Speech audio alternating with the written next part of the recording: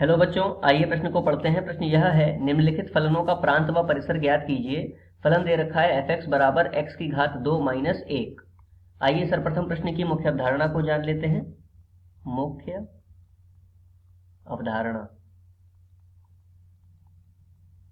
देखिए, यदि हमें कोई फलन दे रखा है y बराबर f(x) के रूप में, जिसका हमें प्रांत एवं परिसर प्राप्त करना है, तो प्रांत क्या होता है? x के उन सभी मानों का समुच्चय जो दिए गए फलन के लिए परिभाषित है अर्थात वास्तविक है, तथा परिसर y के उन सभी मानों का समुच्चय होता है जिसके लिए x के सभी मान परिभाषित हैं।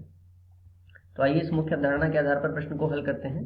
देखिए, प्रश्न में दिया गया है y बराबर f(x) का मान x की घात 2 माइनस 1। तो यहाँ पर देखिए, देखने से ही पता चल रहा है कि x क्या होता है? वास्तविक संख्याओं का समुच्चय, जिनमें से x सभी वास्तविक संख्याओं के लिए क्या है? परिभाषित है। तो इसके लिए प्रांत क्या हो जाएगा?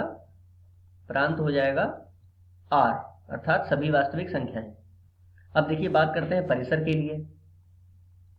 परिसर तो हम जानते हैं कि x की घात 2 किसी भी संख्या का वर्ग हमेशा धनात्मक होता है, अर्थात 0 या फिर 0 से बड़ा होता है।